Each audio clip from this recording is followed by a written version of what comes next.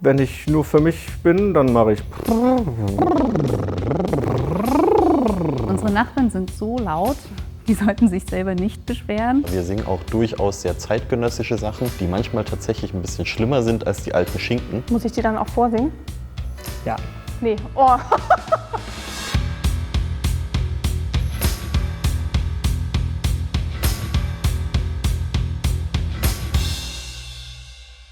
Hi, ich bin Benedikt. Ich bin der neue künstlerische Leiter der Universitätschöre, des Großen Chores und des Kammerchores. Hi, ich bin der Anton Heuer aus dem Universitätschor. Ich arbeite auch im Vorstand und bin in der Stimmgruppe Bass. Ich heiße Daniela Winz, ich studiere Architektur und ich singe im Sopran. Hallo, ich bin Anna Stockmann. Ich studiere Germanistik und Anglistik-Amerikanistik im Bachelor und ich singe im Alt 1. Hallo, ich heiße Tom, ich studiere Werkstoffwissenschaft und ich singe bei den Tenören. Hallo, ich bin Franzi. Ich habe Sprachliteratur und Kulturwissenschaften hier an der TU Dresden studiert und ich singe im Sopran. Hallo, ich bin Erik und ich studiere Medienforschung und Soziologie und ich singe im Bassbariton.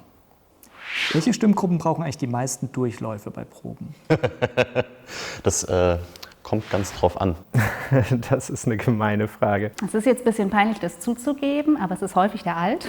Ich würde jetzt natürlich sagen, die Tenöre immer die wenigsten, aber eigentlich ist es relativ gleich verteilt. Vom Gefühl her würde ich jetzt den Alt erwähnen. Wir haben einfach mit dem Tenor zusammen die schwierigsten Stimmen, weil wir die Zwischenstimmen sind, die nicht nur die Basslinie oder die Melodie haben. Es kommt aufs Stück drauf an. Manchmal sind die Tenöre und Bässe genauso oft dran. Und das kann man, glaube ich, gar nicht so pauschal beantworten. Wie vertuscht man am besten, wenn man falsch einsetzt? Schwierig. Am besten einen Hustenanfall bekommen. Also im Konzert jetzt vielleicht nicht, da dann einfach wegducken. Freundlich lächeln, den Mund bewegen. Keine Miene verziehen und jemanden anderen angucken. Man sollte auf jeden Fall nicht erschrocken aussehen und irgendwie panisch das Gesicht verzerren, sondern einfach versuchen, gekonnt drüber zu atmen und einfach im nächstmöglichen Moment einzusteigen. Warum singt ihr eigentlich nur alte Schinken? Na, das würde ich so nicht sagen. Wir singen auch durchaus sehr zeitgenössische Sachen, die manchmal tatsächlich ein bisschen schlimmer sind als die alten Schinken. Uns gefallen die alten Schinken, glaube ich, einfach ganz gut. Und Das ist auch ein gewisses Kulturgut, was man damit weiterträgt. Wir singen durchaus ein durchmischtes Programm, aber natürlich ist für einen klassischen Chor das Repertoire in der Zeit von, ich sag mal, 16. Jahrhundert bis zum 21. Jahrhundert gängig. Aber die alten Schinken sind halt auch schon ziemlich gut. Also so ein Elias, so ein riesiges Orchesterstück macht halt einfach Bock. Beschweren sich eigentlich deine NachbarInnen, wenn du zu Hause deine Stimme übst? Also unsere Nachbarn sind so laut, die sollten sich selber nicht beschweren. Ich mache mir auf jeden Fall Gedanken, ob die mich jetzt hören könnten oder nicht und versuche es dann nicht so laut wie in der Chorprobe zu machen. Ja. Ich habe den Vorteil, dass die Wände bei meiner WG relativ dick sind und habe noch keine Beschwerden gehört. Mal gucken, wie sich das ändert, wenn ich zukünftig woanders wohne. Tatsächlich übe ich zu Hause gar nicht mal so viel, muss ich gestehen. Allerdings wohne ich in einer Musiker-WG, das heißt, da stehen 2 Klaviere und die werden auch regelmäßig bespielt und bisweilen hat sich noch niemand beschwert. Und muss man Noten vom Blatt singen können, um im Unichor mitzumachen? also man muss nicht, es ist keine Einstiegsvoraussetzung, aber es hilft natürlich immens, wenn man das ein bisschen beherrscht. Bei mir selber habe ich auch festgestellt, als ich in den Chor eingetreten bin, also ich konnte Noten lesen, aber ich konnte nicht besonders gut Blatt singen und es hat sich wirklich über die letzten Jahre massiv verbessert. Ich kann es persönlich auch nicht. Man kann sich auch sehr gut an andere Menschen, die das können, ranhängen und kommt damit auch sehr gut klar im Chor. Was singst du unter der Dusche? Unterschiedlichste Sachen. Das, was wir gerade im Chor proben manchmal habe ich da wirklich Dauerohrwürmer.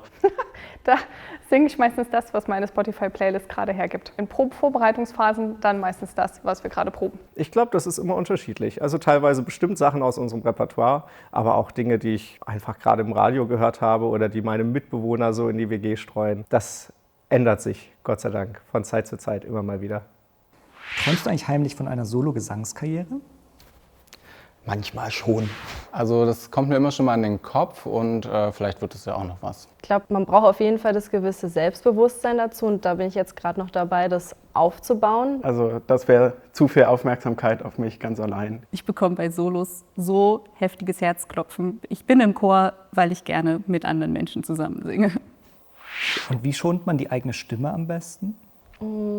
Es gibt so eine Technik, dass man mit einem Strohhalm Wasser in einem Glas zum Blubbern bringen und damit entspannt man so ein bisschen die Stimme. Ansonsten kann ich auf jeden Fall Gelo Revoice empfehlen. Viel Tee trinken hilft auf jeden Fall und Hustenbonbons in Massen sind auf jeden Fall eine gute Empfehlung. Wenig sprechen und wenig singen. Nicht zu sehr draufdrücken beim Singen, also nicht zu sehr nachschieben. Und hast du eine Lieblingsübung, um die Stimme aufzuwärmen? Muss ich die dann auch vorsingen? Ja. Nee, oh. Also ich mache ganz gern so ein Lippenflattern. Wenn ich nur für mich bin, dann mache ich und solche Geschichten. Es gibt Sachen, die ich nicht gerne mag.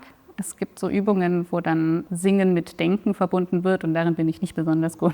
Es ist wie bei den meisten Bässen, ich räusper mich und dann bin ich bereit zum Singen. Also ich finde es immer schön, wenn es weit genug in die Höhe geht, weil ich ja auch Sopran singe. Mit dem Chor mache ich natürlich eine ganze Menge an Übungen und versuche auch immer mal wieder was Neues mit reinzubringen. Kannst du mal eine vormachen? Ja, das kann ich sehr, sehr gerne machen.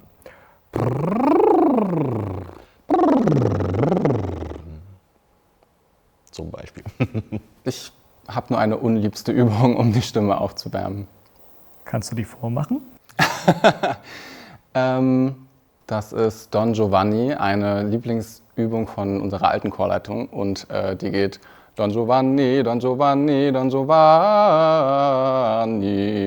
Also eine, die noch in die Höhe gehen würde, wäre beispielsweise, oder in die Höhe und Tiefe gehen würde, wäre Morgensonne, Morgensonne.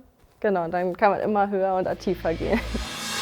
Ich singe unter der Dusche natürlich am liebsten das Intro der Sitzgelegenheit. Die letzte Folge des Formats findet ihr hier oben in der Endcard mit Studierenden der Biologie und darunter Richard testet das Uni-Orchester von unserem Partnerkanal TU Dresden probieren.